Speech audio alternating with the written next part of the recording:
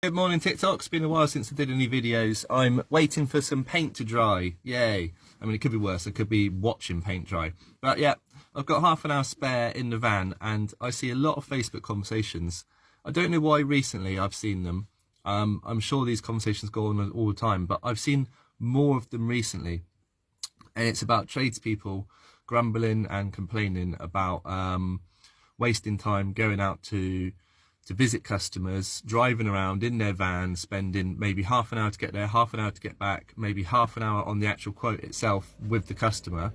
So it's an hour and a half, potentially 2 hours wasted to find out that the job's a non-starter for whatever reason.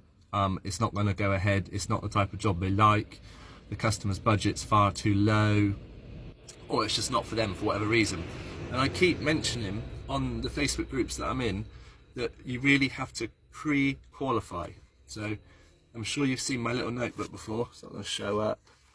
Yeah, so up here you've got the list of pre-qualify questions. Now you're not going to be able to read those because it's a TikTok video, it's too low quality and they're too small, so I'm going to list them. Pre-qualify your customers. This is a set of questions you ask any incoming lead, any customer, whether they've come through from word of mouth, Facebook Messenger, Marketplace, WhatsApp, Gumtree, whatever it is, wherever the customer has come from, even if it's friend, family, no matter who it is, even if you've worked for them in the past, these are the essential things, the information you have to have before you go out and meet them. You need the lead source written down. That's where the lead came from. And you write this down. This is a job sheet, it's a ticket, take it off. Every job sheet then you can track back, you keep them, you don't throw them away, you can track back to find out which lead sources are working the best for you. You need their name. If they won't give you their name, you don't work for them. You need their address. If they're being a bit coy about where they live or they don't trust you with their address or anything like that, you simply say, I can't price up your job or give you any estimates or ballpark figures till I've got it. If they're a little bit cautious, that's understandable. People don't want to give out their personal details. But you have to just simply explain to them, okay, let's assume you're hanging one door. You need to know, are they a million miles away from you or round the corner? You need to know, are they in a tower block or on the ground floor of a bungalow? You need to know their address for multiple reasons. If you're painting a house, you need to look it up on Google Street View, get a rough idea of how big it is. Is it going to need scaffolding? Then you can get all these things in your head to start giving them a ballpark figure. You need a quick project description. Ideally, they could send a couple of photos if it's a decent sized job or if it's something which is a bit complex. With that information, you should be able to give them an estimate or a ballpark figure. And you need to give them that number so that then you get rid of the tire kickers. You sort the wheat from the chaff, and the moment you give them that price and you say, oh, it's going to be in the ballpark of 1,000 to 1,500, depending on when I've done the visit, I can give you a precise cost right down to the penny. If they then go quiet and don't get back to you, that's it. All you've done is spent 10 minutes sending a message on WhatsApp or a phone call or whatever it is, and you've saved yourself an hour and a half going out to visit, going home, pricing it up for another 2 hours, so you've spent maybe 5 hours on it, to then give them a price of 1,679 and 32 pence, and they go, oh, it's too much out of my budget, I was hoping to spend 500 quid. You're like, well, why didn't you just ask that question before you got in the van and spent 5 hours pricing it up? You need to know the date that they contacted you, and that's for your information, so it reminds you when you've got this on your notice board, you suddenly look at it and go, oh, sugar, that lead came in 2 weeks ago, I better jump on it, because what you don't want to become is Mr. Unreliable who never gets back to customers.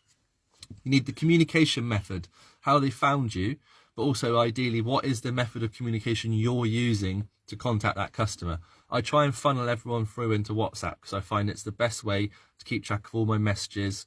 I can read something and I can mark it as unread, which reminds me to go back to it later in the evening or whenever I'm next in the office. And it helps you to find that contact. So you've got this piece of paper on your job board. You go, right, I'm going to chase that up now. I'm going to book in, visiting them because it's looking like it's a good job. They're within my budget. I like the job. I can do it. I'm available for it. Then you can't find the message because it's hidden in Facebook Marketplace, Messenger, which is, I don't know why the marketplace messages sometimes come up in different places than your other messages, or it's in WhatsApp, or it's in text message, or it's a voicemail, and you can't find the information.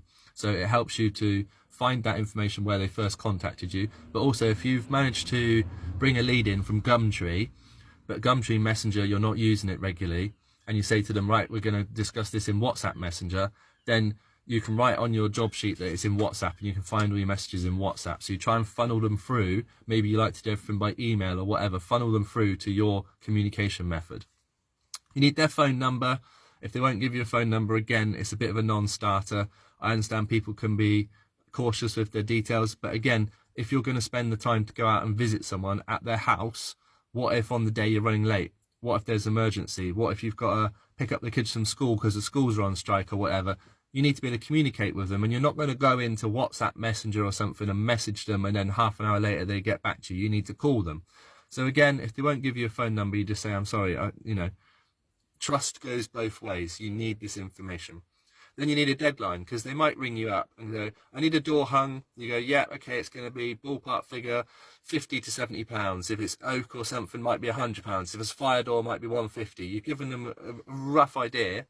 And then you go out and visit, and they say, yeah, I need it done next week. And you're like, oh, well, I'm busy next week. Should have asked the question before you went out. So again, deadline. Those are all the bits of information you need before you get in your van, before you go out and meet people, before you spend hours driving around, spending money on diesel, spending your time that you should be earning. That's the information you need.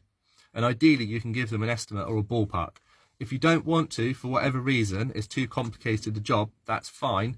But once you've got all that information, you've got a good idea of what it is you're going into before you waste time. I see a message on Facebook today.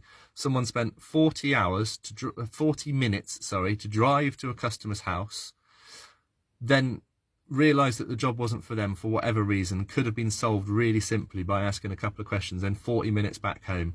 You're looking at probably 2 hours there wasted, plus the diesel for driving 40 minutes. That must have cost in diesel, I don't know the mileage that they did, but it must be £5-10, plus their 2 hours of their time, which is free, but nothing's free. Your time quoting is all billable. It's not billable hours, but it's all hours that go on your overheads of your business. It all adds up and wastes your time that you could be earning or spending that time on something more productive. So really, please guys, get yourself, like, I used to think I'm the most organised person, and I thought, no, it's okay, I'll remember all these things. A notebook with a little form, and you can print them out at home and cut them up, or you can get professional printers to make you a proper pad, like a quote pad, which has got I can't remember what it's called, the black stuff underneath that when you write on it, it transfers to the other page. Get something like that, right? This is just a piece of paper that I've just printed out on scrap paper that the kids are drawn on one side. It's just for me, but it's got that list of questions I need, and honestly, I am so much more efficient with this. And if I can't get this information, if I can't fill in those boxes, I don't waste any more time on that job. I move on to the next one. When I get the first lead come in, the first point of contact, my initial response is which items are missing. I go back to them and ask for those missing items. I don't even write it onto this page. Once I've got that top section filled out, then I take it from the message where they've sent it to me, and I can fill it in, or from the phone call or whatever it is. When people ring me up and go, yeah, hello, and I can write it on here straight away, and it tells me what I need to know. If you can't fill in that top section, that's it. It's a non-starter. Please try it. You will become a lot more efficient and effective at pricing up and estimating your jobs. You will have a lot less wasted time.